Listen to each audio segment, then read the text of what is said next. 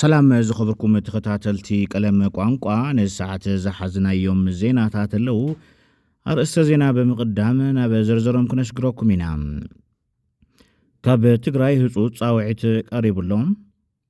ኤርትራ ሓዱሽ ስምምዕነት ፈጺማ ኣብ ሳዋ ዘለዋ ሰልጠንቲ ከም ዝድፈራ ተሓቢሩ ኔታንያሁ ምስጢራዊ ዑደት ኣካይዱ ንሎሚ ናይዚኦምን ካልኦትን ዜናታት ሒዝናልኩም ኣለና ናብ ዝርዝር ክንሰግር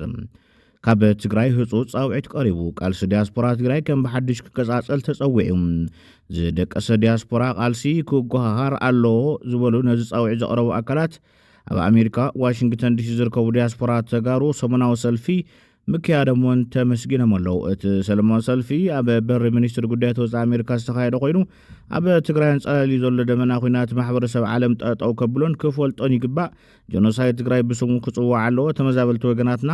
ብውሕስ መንገዲ ናብ መረበቶም ይመለሱ ዝብሉን ካልኦት ጨርሖታትን ብምሓዝዮም ድምፀ መስሚዖም ኤርትራ ውሳነ ዝበሃል ሓዱሽ ስምምዕነት ተፈራሪማ እቲ ፊርማ ምስ ባንኪ ልምዓት ኣፍሪካ ዝተገበረ እዩ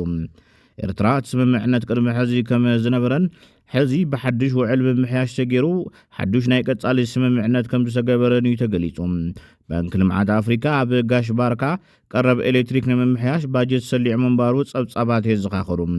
እቲ ዝጸደቐ በጀት ኣብ ጋሽ ባርካ ዝርከባ 3 ከተማታት ተሰነይ ከርከበትን ባሮንቶን ጽሩዩን ዘየቋርጽን ኤሌክትሪክ ንምቕራብ ዝዓለመ ከም ዝኾነ ባንኪ ልምዓት ኣፍሪካ ኣፍሊጡ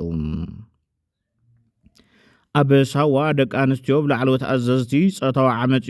ይወርደን ከም ዘሎ ተሓቢሩ ናይዚ ምስክርነት ትርሓስ ዝተባሃለት ጓል ኣንስተይቲ ንባዕላ እውን ኣካልቲ መጥቃዕቲ ከም ዝኾነ ተገሊጻ ብሰንኪቲ ሕማቕ ተጽዕኖታት ካብ ዓዳ ከም ዝወፀት ትሕብር እታ ጓል ኣንስተይቲ ብዕረፍቲ ናብ ቤተሰባ ድሕሪ ምኻድ ካብቲ ኣሃዱ ንኽትወፅእ ብዙሕ ጻዕርታት ከም ዘካየደትን ኣብ ውሽጣ ብዙሕ ሓሳያ ከም ዝበፅሓንያ ትገልጽ ፕሬዚደንት ትራምፕ ንዕላው ዑደት ስራሕ ቻይና ኣትዩ መራሒ ሃገር ኣሜሪካ ፕሬዚደንት ትራምፕ ምስ ፕሬዚደንት ቻይና ሺ ጂንፒንግ ንምዝታይ ቤጂንግ ኣትዩሎ ብመራሕቲቶም ሃገራት ዝግበር ዲፕሎማስያዊ ርክብ ናይ ክልቴን ሃገራት ስትራቴጂካዊ ጉዕዞ ኣብ ምቕላስ ዘይትካእ ግደ ከም ዝህልዎ ሚኒስትር ጉዳያት ወፃኢ ቻይና ገሊጹ ኣብ ምይይጥ ክልቲኦም መራሕቲ ንርክብ ክልቴን ሃገራት ካብ ዝጥምቱ ዛዕባታት ብዝዘለለ ኣብ ጉዳያት ሰላምን ልምዓትን ዓለም ዘተኮረ ልዝብ ከም ዝህሉ ወሃቢ ቃል ሚኒስትር ጉዳያት ወፃኢ ቻይና ጆኩን ጠቂሙ እቲ ወሃቢ ቃል ክልቲኦም ኣካላት ኣብ ማዕርነት ምክብባርን ሓበራዊ ረብሓን ዝተመርኮሰ ምይይጥ ከም ዘካየዱ ተፈሊጡ ቀዳማይ ሚኒስትር እስራኤል ቤንጃሚን ኔታንያሁ ኣብዚ ዓመት ምስ ኢራን ኣብ ዝነበረ ኩናት ብምስጢር ናብ ሕቡራት ኢሚራት ዓረብ ከም ዝተጓዓዘን ምስ ፕሬዚደንት ሼክ መሐመድ ቢን ዛይድ ከም ዝተመያየጠን ተገሊጹ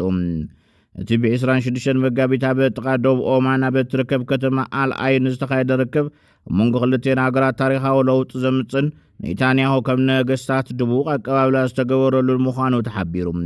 ይኹን እምበር ሚኒስትር ወፃኢ ጉዳያት ኢሚራት ዓረብ ነቲ መግለጺ መሰረት የብሉን ብምባል ነጺግዎም